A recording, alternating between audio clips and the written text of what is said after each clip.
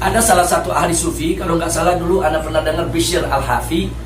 Ini sebab taubatnya adalah karena doa ibunya. Nah, sebab taubatnya karena doa ibunya. Jadi Bishr Al-Hafi ini masa mudanya itu ya suka hura-hura, jauh dari ibadah, jauh dari zikir, suka hura-hura. Kalau pulang ke rumah tuh nggak pernah nggak mabok. Kalau pulang terus selalu dalam keadaan sakral.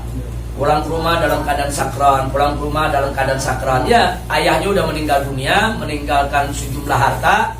Harta itu digunakan untuk foya-foya, untuk hura-hura. Setiap malam main judi, menenggak minuman keras, pulang dalam keadaan mabuk. Tapi dia beruntung, dia punya seorang ibu yang solehah. Nah, beruntungnya Bisri punya ibu yang solehah dan sabar. Setiap malam anaknya pulang, dia bukain pintu tuh ibu. Ibunya sholat tahajud malam, dia bukain pintu tuh ibu. Dia tuntun anaknya, dia taruh di tempat tidur, dia bukain sepatunya. Anak udah dalam keadaan mabuk ya Pak. Gak pernah dia sumpahin anaknya. Tapi ditaruh itu anak di tempat tidurnya, di kamarnya, tuh ibu sujud kepada Allah, minta kepada Allah supaya anaknya dapat taufik dan hidayah, supaya anaknya menjadi anak yang baik. Nah, ini kesabaran seorang ibu ya Pak. Dan itu terjadi bukan sehari dua hari, bukan sebulan dua bulan, beberapa tahun seperti itu. Tapi ibunya sabar, dia nggak pernah mendoakan kejelekan buat anaknya, caci maki anaknya, enggak. Dia kasih nasihat anaknya, tapi yang paling penting dia selalu mendoakan anaknya setiap tahajud ya. Nah itu yang nggak pernah, yaitu dilupakan si ibu. Malam sambut anaknya mabuk, dia nangis, dia taruh anaknya, diminta sama Allah. Jadi kalau orang sekarang bilang nih nangis ini sampai gimana, yang ngereng udah pokoknya minta sama Allah, nggak mau berhenti minta sampai anaknya betul-betul dapat taufik hidayah. Singkat cerita, masa yang ditunggu tiba. Suatu hari Bisri ini sedang jalan dalam keadaan mabuk, kemudian menemukan secari kertas yang di situ ada tulisan Bismillahirrahmanirrahim. Secari kertas ada di jalanan, udah diinjak-injak orang, berdebu, kotor. Dia ambil ya ikhwan sambil dia marah-marah. Dia marah-marah, siapa ini yang buang nama Allah di jalanan? Siapa ini yang ngotori nama Allah di jalanan? Padahal lagi mabuk nih. Nah, tapi ngelihat nama Allah di apa namanya, ada situasi sedemikian rupa dan tidak terima.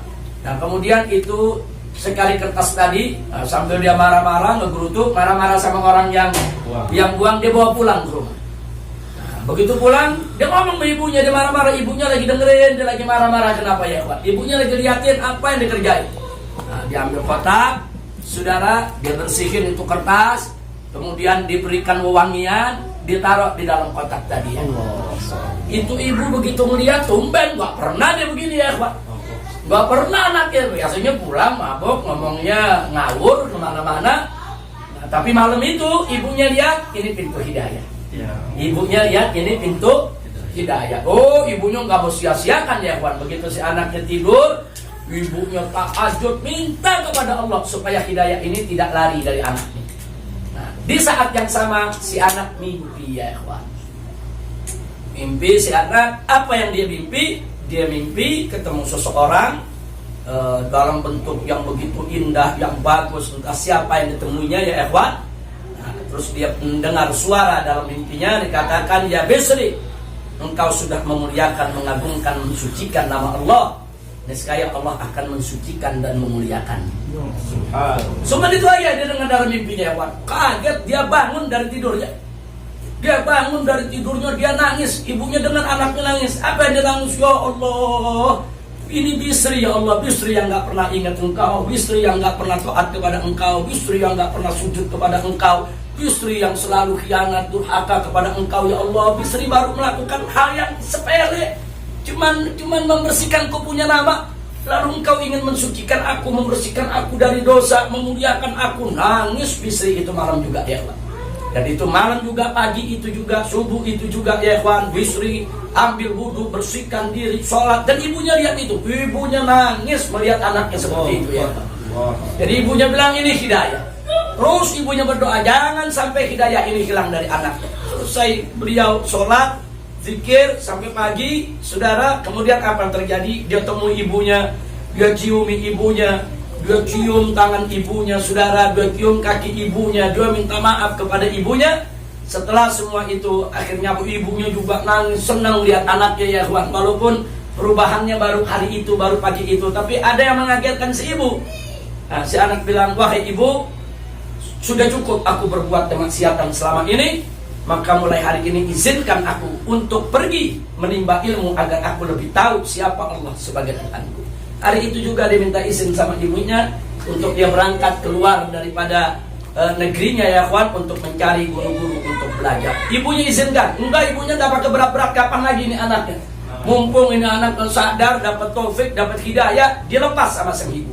Dan mulai hari itu istri juga nggak pernah lagi memakai dia punya sendalnya, alas kakinya, untuk menebus dia punya dosa ya kawan.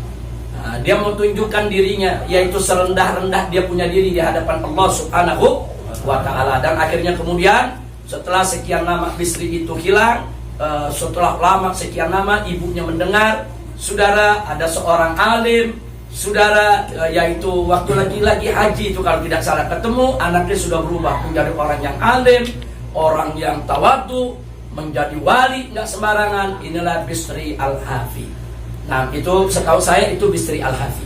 Tapi kalau itu bukan Bisri Al-Hafi, coba cari lagi di Tabaqat As-Sufiyah. Nah, hikmah apa yang kita ambil dari peristiwa barusan ya, betapa pentingnya doa seorang ibu. Nah,